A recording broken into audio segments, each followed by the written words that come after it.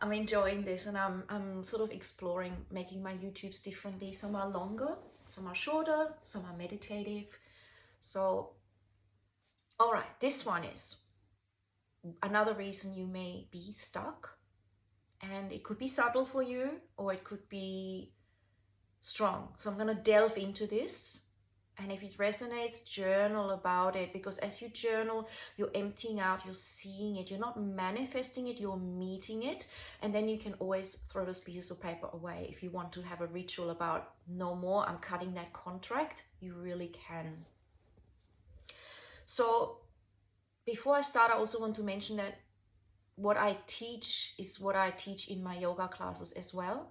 And once you work the body and you get into this flow, the rhythmic patterns of a yin style yoga or kundalini style yoga involving your breath and movement, you become very inward, very hypnotic. And that's when I get those contemplations out. That's when I get you to bubble that up. So I actually feel that if you're watching this YouTube and you're going, yeah, I like all this, I know it, but nothing's shifting, it really could be beneficial for you to do some exercise first, a hypnotic style technique, which gets you into your own self-hypnosis, i.e.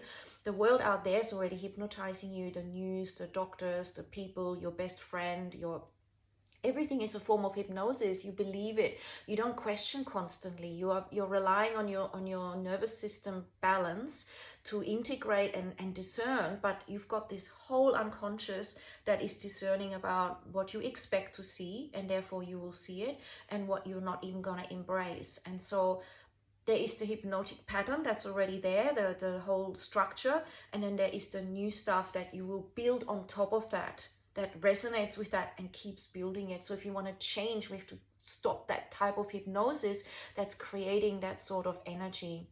So the hypnotic aspect is really important, because who do you allow yourself to listen to? Who do you allow yourself to just absolutely take for gospel? We are heart-centered beings. If someone looks friendly and nice, doesn't mean we can trust them.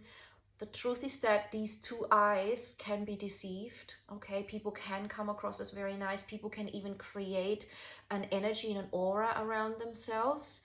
And it's actually going inward and seeing through the inner eye and feeling the actual truth of the essence of the person that we actually invited to go into. So if you can do that, you're going to have a lot more clarity. So focusing on, okay, what am I perceiving energetically? What am I perceiving through my heart as my heart is connecting? My intuition, what is it guiding me into? And that is something that can hold you back, because that's like a layer of deception. And also, it's like a lifestyle of, oh, I love people, I trust people, or they remind me of myself, so they must be good. But the thing is that everything can charade and unconsciously be working in that way. It doesn't even have to be a conscious thing. Someone could have just learned that if I seem very friendly and I wear pretty clothes and I smile a lot, people listen to me more, and then I can influence them more. And it can be very unconscious. Okay, it could also be very conscious and deliberate, like if I give to charities more, people will automatically assume I have to be good. And there are a lot of people that are there are people that are pedophiles that are on boards of Save the Children, because it's such a facade, and that's probably deliberate and conscious to get what they want. It's an extreme example, but it's out there, and at the moment it's getting exposed, so I might as well mention it. So be discerning like this, because patterns can run for a long time. Patterns can be their own survival mechanisms. Remember, everybody's trying to live their own life and have their own success and have their own energetic survival, and some people, they really do survive of other people's energy. So notice as you are tuning into someone that you can trust yourself. Do you feel uplifted? Do you feel neutral? Or do you feel drained? And start to write that down and take note, because the unconscious mind will switch that on and let you know, but the conscious old pattern may cover that up and go, well, no, they're family. Well, no, they're an old friend. Well, no, they're a really prominent person and I've always trusted them. Or no, I've invested a lot of energy and time in that relationship, in that person, in that marriage. But, is this actually still current right now? Or am I running the same program without questioning it? So this is another way we can stay severely stuck, being committed to the past and not wanting to actually break out of that old cocoon or open up like that flower and open further and therefore expand and therefore realize the higher dimension and also honor you and the growth your being wants to engage in. Doesn't want to stay stuck, doesn't want to do the same thing for 10 years. I always had to be around people that want to evolve and grow. I can't be stuck. I can't talk about the same thing. I can't talk about the mundane. And that's irritated some of my so-called past friends. And I didn't know how to explain myself. And I tried to sort of navigate that until I realized it's just not me. I just can't do it. And that's my unique self. Some people can talk about their kitchen renovations forever or the next holiday, and that's all great. But I can't go round and round in that way. Some people can stay stuck in the same problem and trauma bond over it. I can do that for a while, and after a while I realize it's also a pattern of secondary gain, of wanting to get, that attention over the same thing over and over. And that's not evolution. That's called just feeding off each other and staying stuck. Again, that's okay for some people. It's just not me. I just get feeling like I'm stuck, and I need to be that free being that is shining, and that means to me that I drop those heavy frequencies and keep elevating in joy, not as a program or as a desperation, but as a natural unfolding. So this is another reason you could be feeling stuck. So take notes if I've spoken a bit quickly. Meditate on it now as the video stops. Take a deep breath in. Asking yourself those questions of, do you trust yourself?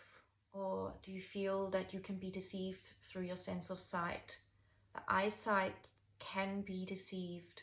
You only see the surface. You only see the 3D reality, which we're growing out of. So we perceive the 4th and 5th and 6th and 7th dimension, the higher self, the essence of something, not the camouflage, not the vessel, which is divine, yes, but it can be extremely deceptive. And I think that's one of those things humanity is learning, and that's a very deep topic.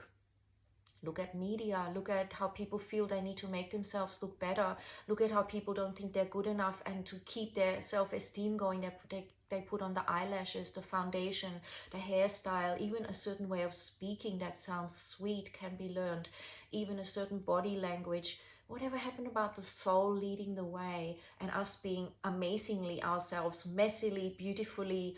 There's nothing wrong with grooming yourself and looking nice, but it's gone extreme with surgery, with, this awkwardness, squeezing ourselves into clothes that are synthetic, that don't fit, pushing the breasts forward, showing the butt. Why? Is that what we're worth? Putting on the thick eyelashes because our eyelashes aren't good enough, because we have to appeal.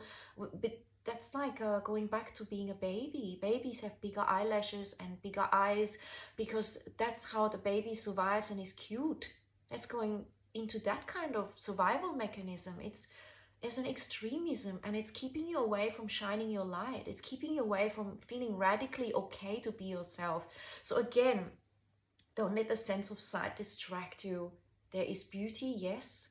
What about natural beauty? The bird doesn't have to do this. A cat doesn't have to do this. Oh, I need to be a black cat or a blue cat, or I'm sick of my bushy tail. I'm going to shave it off. I'm going to cut it off. I'm going to put a crown on my head. The cat is the cat, and we love that.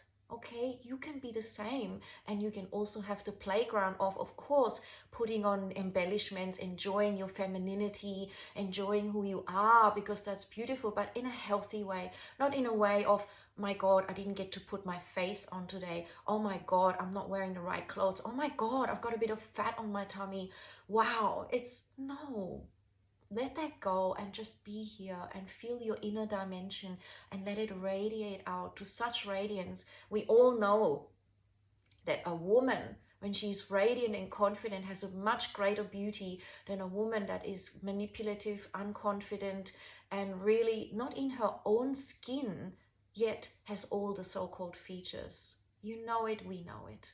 So that's another way we can spend a lot of energy trying, energizing that, feeling stuck and spiraling down and not feeling good enough. Because when we do this stuff and we get involved in this, we start to really hypnotize ourselves to believe we're not good enough unless we embellish, unless we add those things, unless we strive, unless we somehow are more flamboyant than everybody else. This innate capacity to override that and forget about our true selves makes us more unconfident, makes us actually spiral and look for more. Oh, I need to get my nails done, I need to get my beauty treatment, or my hair, or my skin, or my Botox, or my whatever it is.